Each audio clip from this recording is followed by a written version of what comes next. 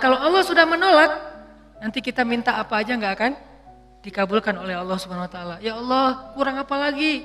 Saya udah tahajud, saya udah sedekah, saya udah tilawah, saya udah hafal Quran, saya udah berjihad, saya udah bantu orang lain, saya udah. Kenapa saya hidupnya kayak gini ya Allah? Tanyakan kembali, istafti qalbak, tanya ke hatimu. Kenapa kita melakukan itu? Karena Allah atau karena yang lain? Ri'a an-nas. Kadang-kadang kita melakukannya udah ikhlas, tapi di tengahnya riya. Jadi bisa jadi teman-teman, kita punya beberapa amalan, kalau kita nggak berani mengatakan banyak amalan, kita punya beberapa amal soleh, tapi hampir tidak ada satupun yang diterima di sisi Allah. Kenapa Ustadz? Ikhlas kok Ustadz? Di awal, bisa jadi di tengahnya riya. Enggak, di tengah saya tetap ikhlas, bisa jadi di akhirnya riya. Enggak, di akhirnya masih ikhlas, bisa jadi barusan aja riya. Setelah after years, setelah beberapa tahun. Sehingga kalau kita nggak punya modal amal soleh yang diterima di sisi Allah, gimana kita mau ngangkat kedua tangan kita? Makanya kadang-kadang kan ujiannya kayak gitu. Di awal udah ikhlas, saya nih pengen tilawah yang bagus karena biar orang-orang sholatnya pada khusyuk. Allahu Akbar, ikhlas kan? Alhamdulillahi Rabbil Alamin, ikhlas. Ar-Rahmanir Rahim, masih ikhlas. Maliki Yaumiddin. Ada yang nangis di belakang. Mulai bagus juga ya suara saya. Habis tuh. Teman-teman pikir imam dengan bacaan yang bagus berarti pahalanya lebih banyak dari teman-teman? Belum tentu. Bisa jadi makmumnya dapat untung dari bacaan yang bagus karena dia khusyuk, dia bisa nangis, dia bisa nyaman. Sementara imamnya nggak dapat apa-apa loh. Ini, tapi kita nggak bisa menjudge imam juga ya. Begitu imam baca Alhamdulillahi Rabbil Alamin, pamer. Nggak bisa. Entar jadi susah tuh, semua salah ya, serba salah. Baca bagus salah, baca jelek, imam nih bacaannya kok gini banget sih, jadi serba salah. Ini bukan menjudge orang lain, udah aja masing-masing. Kalau imam bacanya bagus, ya kita husnuzon, Masya Allah bacaannya luar biasa. Kalau banyak orang yang khusyuk gara-gara ini berarti pahalanya banyak banget nih. Kan kita cemburu ya. Si imamnya, astagfirullah, kalau gak dibagusin, Allah suruh yang bagus-bagus. Kalau bagus-bagus amat, ntar sombong. Karena emang bagus sih. Itu habis tuh. Aduh, ngeri banget teman-teman. Di tengah masih ikhlas. Nggak kegoda, kan riya itu kan bukan maunya kita ya. Riya itu kan wasawisus syaitan, yuwaswisu fi sudurin nas, dia yang mengebisikin, tapi di akhir selesai datang, alhamdulillah Ustadz, sambil gini, ada tisu nggak? Saya baru pertama nangis dalam sholat, suara Ustadz luar biasa. Bapak nggak pernah dengar di YouTube saya, sombong, ya. Bapak nggak baru kenal saya. Gitu, atau bukan karena pujian orang lain teman-teman, karena diremehin sama orang lain. Pernah diremehin orang terus jadi riya? Saya pernah ngisi di beberapa masjid agung. Ada kan kalau di daerah-daerah tuh kalau saya ngisi kadang-kadang panitia mintanya di masjid agung. Kan DKM Masjid Agung rata-rata nggak main Instagram ya.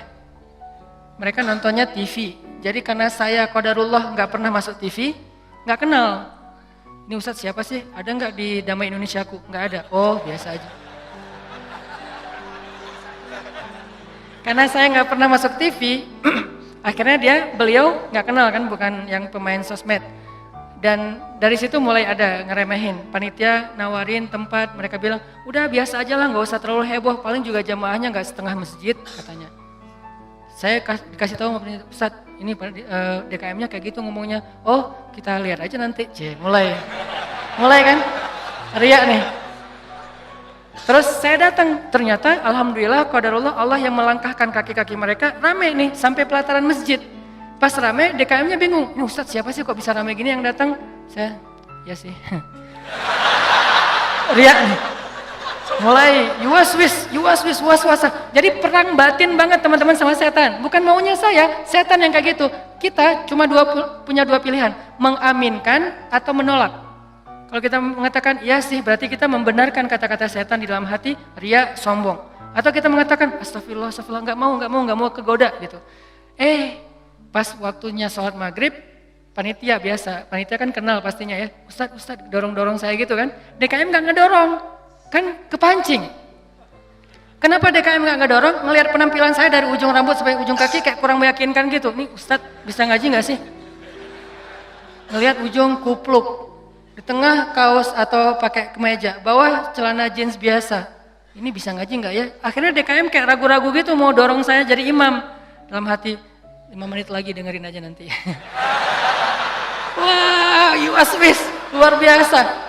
Karena didorong-dorong terus sama penitia, ya udah deh, saya mau ya kalian yang dorong kan, dorong lagi dong, didorong ya.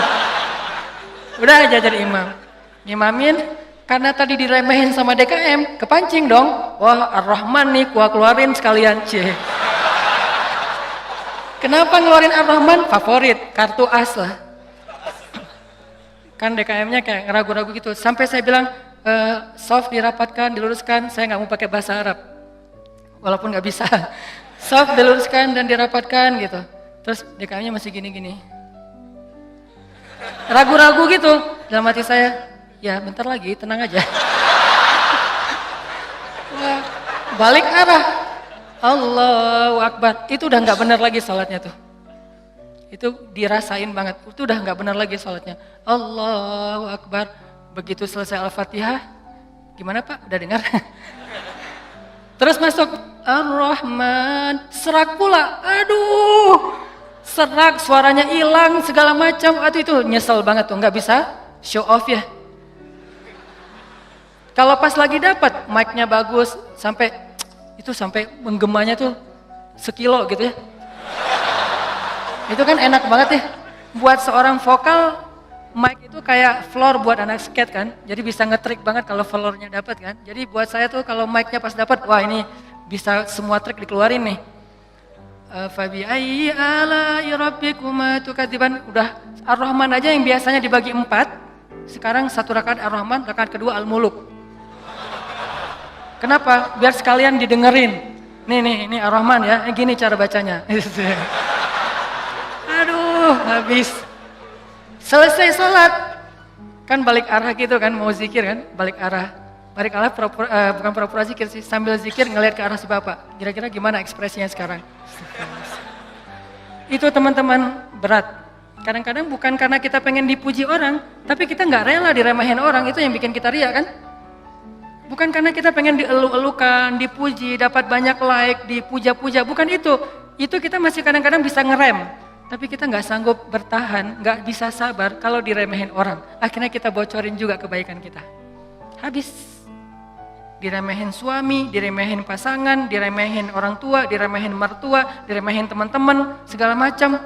Diremehin tetangga. Kita bukan pengen dipuji dan dipuja oleh orang lain. Tapi kita nggak tahan kalau diremehin. Keluar juga tuh. Siapa yang selama ini yang melakukan ini? Siapa yang bantu kamu? Siapa? Keluar semua. Satu persatu yang kita sebutkan, satu persatu berguguran dan tidak ada nilainya di mata Allah SWT.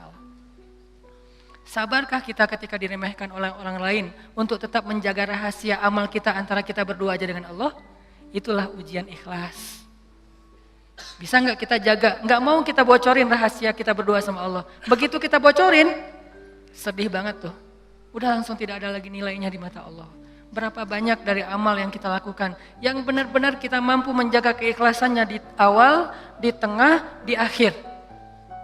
Kalau ada, jangan menyimpulkan dulu bahwa kita udah sukses karena masih ada waktu selama kita masih hidup untuk kita batal. Mungkin nggak batal di akhir, tapi batalnya setelah beberapa tahun.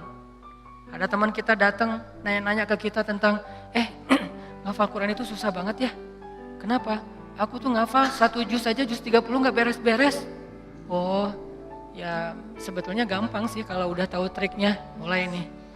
Emang idealnya ngafal Quran berapa lama? Ya tergantung orangnya, ada yang 10 tahun, ada yang 5 tahun, ada yang 2 tahun, 3 tahun, setahun.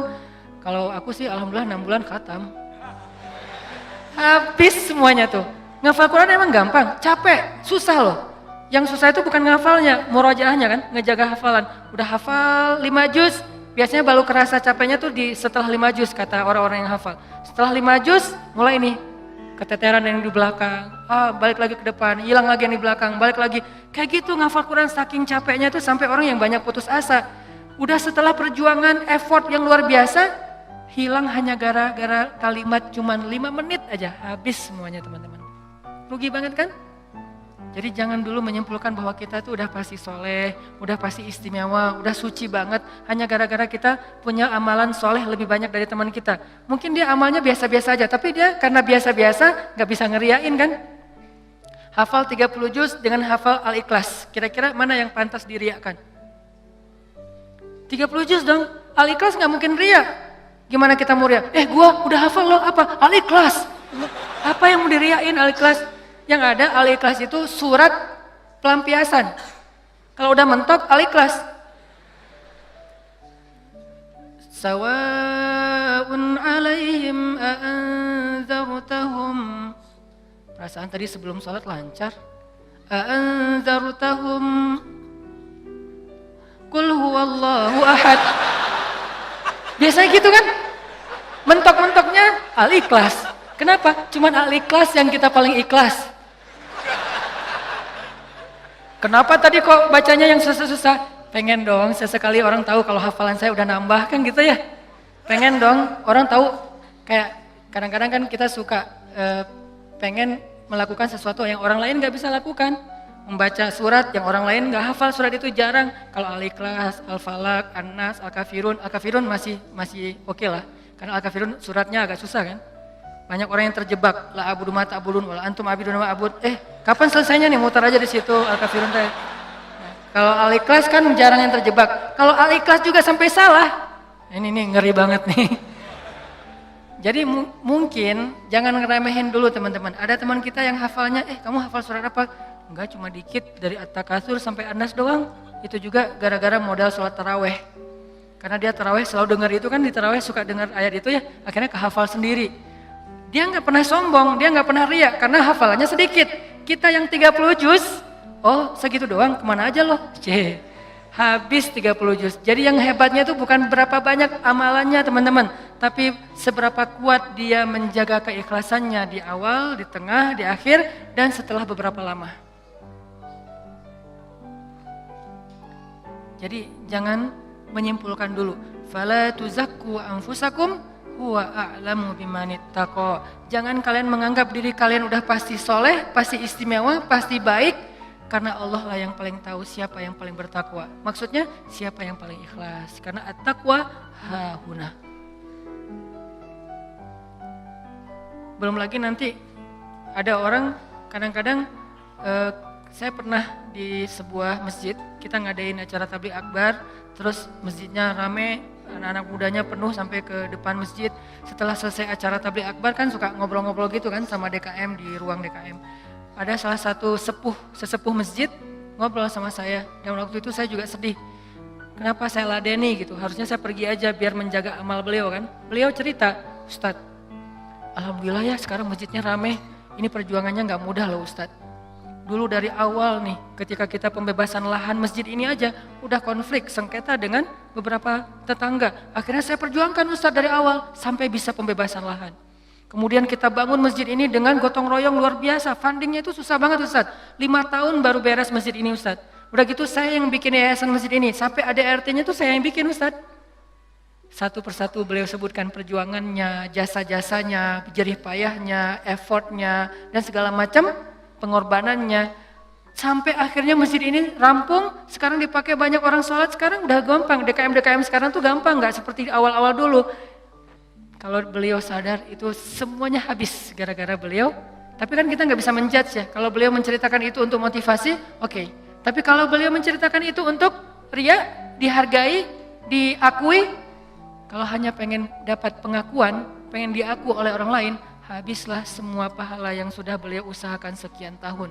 Harusnya kalau beliau ikhlas, satu orang yang datang ke masjid untuk ikut acara tabligh akbar, sholat berjamaah, taubat, sadar, zikir, ibadah, beliau dapat pahala. Kebayang nggak kalau ada 5.000, 10.000 anak muda yang datang untuk ikut acara di situ? Pahala beliau banyak banget, tapi hilang hanya dengan 5 menit berbicara. Jaga lisan.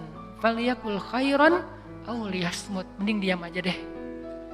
Sebegitu gampangnya hilang amal-amal kita gara-gara tidak mampu menjaga keikhlasan kita, teman-teman. Makanya wa innama likulli imri'in ma nawa itu gampang banget tergelincir. Itu halus banget, lebih halus daripada suara langkah-langkah semut. halus banget. Sampai kadang-kadang kita juga terjebak di situ. Makanya di zaman Nabi itu kan ada cerita seorang sahabat Ansor yang tidak terkenal ibadah-ibadahnya, tapi Nabi bilang huwa min ahlil jannah, dia itu ahli surga. Apa kelebihan dia? Apa ibadah dia? Ibadah dia itu ibadah batin. Ketika dikepoin sama beberapa orang sahabat, sama seorang sahabat, kalau nggak salah Abdullah bin Amr bin As, dia kepo datang ke rumahnya, ternyata rahasianya bukan ahli tahajud, bukan ahli sedekah, bukan ahli tilawah, bukan ahli kebaikan-kebaikan yang zahir. Dia kalau ngelakuin amalan yang zahir, yang standar-standar aja lah, yang wajib, yang kalau ditinggalkan pasti dosa, sholat pasti, cuman nggak ada yang lebih, biasa-biasa aja. Terus yang bikin dia istimewa, ternyata ibadah batin. Apa ibadah batin dia? Dia bilang, saya tidak pernah dengki kepada orang lain. Kalau ada orang yang dapat nikmat, saya orang pertama yang bahagia. Kalau ada orang yang dapat musibah, saya yang paling sedih. Kalau ada yang orang berbuat salah, saya langsung mendoakan dan memaafkan dia. Inilah ibadah batin dia, teman-teman. Makanya selain kita fokus memperbaiki ibadah zahir kita, sholat kita, cara takbir kita, cara semua ruku sujud kita, perbaiki juga ibadah batin kita. Karena kalau sampai ini rusak, yang lain sempurna, batal. Tapi kalau ini benar, yang lain cacat-cacat dikit, karena kita mungkin punya kekurangan, Allah yang akan perbaiki. Jadi ini teman-teman, tentang pentingnya belajar ikhlas. Dan ikhlas ini termasuk salah satu di antara ibadah juga. Jadi sekedar ikhlas saja itu udah ibadah. Sekedar niat aja itu udah ibadah. Belum melakukan udah jadi ibadah. Bukankah Nabi mengatakan siapa yang berniat berbuat baik lalu jadi melakukannya, maka dia mendapatkan 10 pahala kebaikan. Kalau dia berniat berbuat baik tidak jadi melakukannya, maka dia mendapatkan 1 pahala kebaikan. Siapa yang berniat berbuat buruk jadi melakukannya, maka dia dapat 1 dosa. Siapa yang berniat berbuat buruk tidak jadi melakukannya, dia dapat 1 pahala. Allah baik banget ya. Niat aja dikasih pahala, baru niat tuh.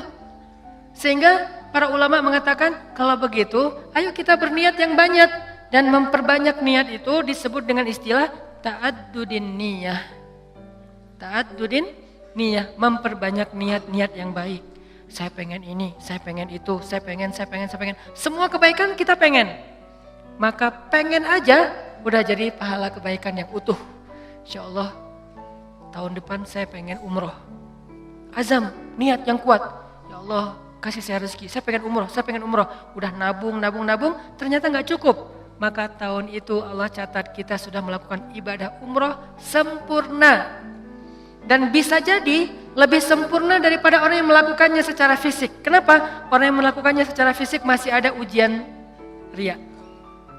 Lagi di mana? Lagi umroh, posting. Tapi nggak semua orang yang posting umroh itu riya ya.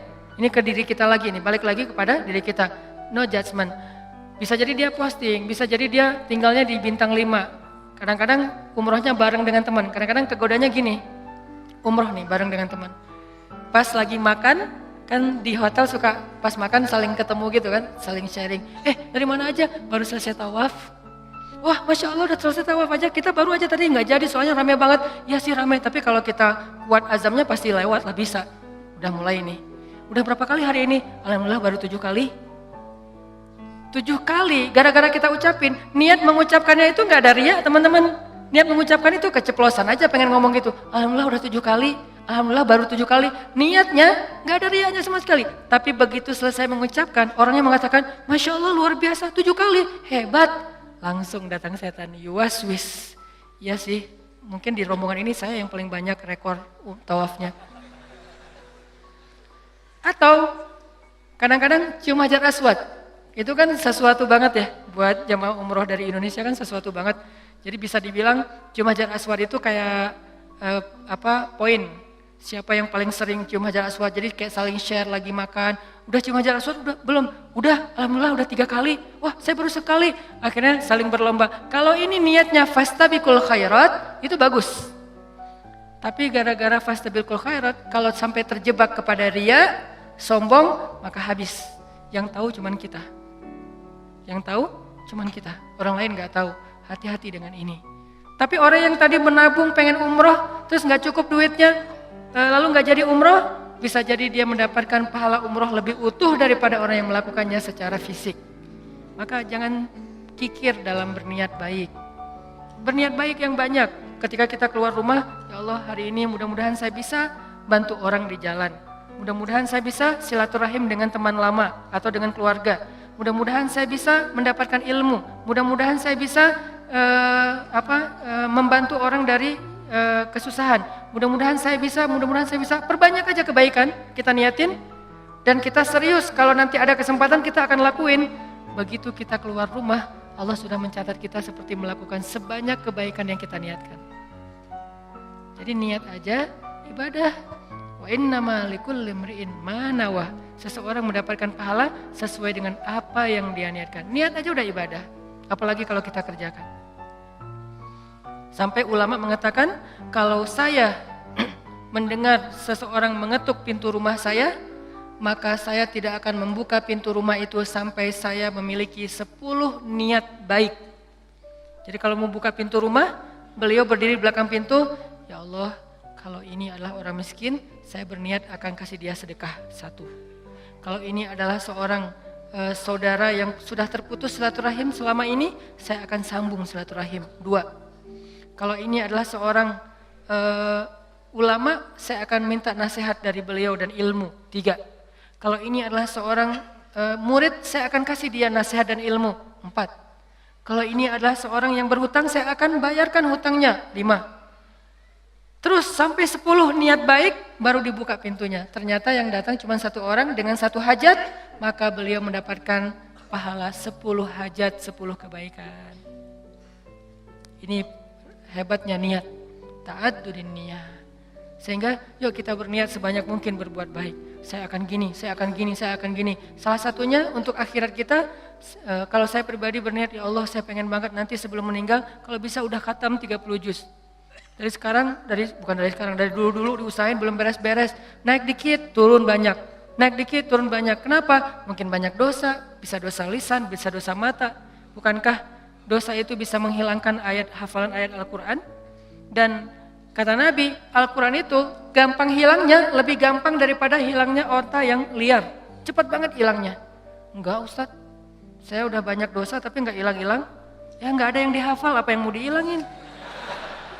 Coba kalau mau tahu kita banyak dosa atau enggak, hafal Quran deh. Kalau susah, pasti banyak dosa. Kalau mau tahu itu cara kita untuk bisa mendeteksi dosa kita, salah satunya ya, hafal Quran. Coba, itu akan mendeteksi banget. Kalau kita udah lancar bacaan, tapi dengan syarat bacaannya udah lancar. Karena kalau bacaan belum lancar, ya bukan karena dosa, emang nggak bisa baca Quran ya. Berarti tahapannya baca Quran dulu. Kalau bacaannya udah lancar, tapi kok nggak bisa ya ngafal Quran? Ini bisa jadi kata Imam Waqi', al-ilmu nurun wa nurullah la yu'talil asi. Ilmu itu cahaya dan cahaya Allah itu tidak diberikan kepada pendosa. Cara ngukur diri kita banyak dosa atau enggak? Coba ngafal Quran. Kalau susah, pasti banyak dosa. Sehingga pesantren di dekat rumah saya tuh, pesantren Kampung Quran namanya. Dulu ada program daurah hafal Quran selama bulan Ramadan, 1 bulan 30 juz. Di Indonesia, di Cihanjuang, Cimahi. 1 bulan 30 juz. Pas saya diundang ke situ ngisi waktu subuh, saya bilang, "Ini programnya apa Ustadz?" 30 juz 1 bulan. Saya dalam hati, emang bisa. Saya tuh udah lebih 10 tahun gak beres-beres. Ngeremehin gitu kan. Ternyata ada yang bisa. Dari sekian puluh siswa atau santri, ternyata sekitar hampir 10 orang khatam sebulan 30 juz lancar teman-teman. Sebulan 30 juz lancar. Modalnya mungkin cuma juz 30 doang pas baru datang. Dan apa metodenya Ustadz? Ternyata metodenya itu enggak rumit-rumit, sederhana. Kalau mereka ngerasa susah hafalan, disuruh sholat taubat terus istighfar. Itu doang. Kalau ya Allah kok susah banget ya? Kan kadang-kadang ada halaman yang mudah, ada halaman yang susah ya. Yang biasanya kalau lagi enak tuh moodnya dapat, bisa sekali duduk 2 lembar langsung hafal dan lancar. Kalau lagi nggak dapat, 1 ayat aja nggak beres-beres. Nah, kata ustadznya, kalau kejadian kayak gitu, coba wudu, sholat taubat, minta ampun sama Allah, istighfar, coba hafal lagi. Pasti mudah. Dan itu terbukti. Ternyata kayak gitu caranya. Cuman ya butuh istiqomah juga. Jadi teman-teman, perbanyak niat yang baik. Niat apa aja, termasuk saya nanti kalau udah punya rezeki, udah punya usaha sendiri, saya pengen punya panti asuhan 1000 anak yatim. Tapi niatnya yang kuat ya. Kalau ternyata itu baru terwujud setelah 20 tahun, la tahzan, nggak usah bersedih, nggak usah berkecil hati. Kenapa? Sejak kita berniat punya pesantren, punya panti asuhan 1000 anak yatim, walaupun terwujudnya setelah 20 tahun, pahalanya tuh dihitung dari awal berniat, bukan ketika terwujud. Keren kan niat tuh? Jadi pahalanya dihitung dari ketika kita berniat, bukan ketika itu terwujud. Kalau terwujud, dilipat gandakan 10 kali lipat. Sebelum terwujud, dihitung satu kebaikan yang utuh. Misalnya, saya dalam hati saya punya niat, saya nanti mau bikin camp pengungsi. Kalau kemarin yang saya datang sama teman-teman itu kan camp pengungsi Suriah yang ada di Turki. Yang artinya para pengungsi yang udah aman kondisinya. Kita coba bantu kecil-kecilan. Nah ini dikasih lagi tanah sama Erdogan, sama Turki, lewat menteri diniatnya, lewat Golden Future kita kerjasama di Aleppo perbatasan dengan Turki, di dalam Suriahnya. Yang nggak bisa nyebrang, yang nggak bisa ngungsi keluar negeri, maka ditampung di situ. Dikasih berapa hektar tanah, disuruh coba kalian bisa nggak bikin camp di situ. Saya punya niat, saya akan coba bareng-bareng dengan Golden Future harus punya camp di Aleppo bagian perbatasan Turki yang menampung minimal 100.000 pengungsi Suriah. Itu kan niatnya? Kapan terwujud? Allahu a'lam. Yang penting saya ikhtiar aja dulu dari sekarang. Mulai membangun sosmed, saya harus banyak followers. Kenapa? Makin banyak followers insya Allah funding untuk kemanusiaan lebih gampang.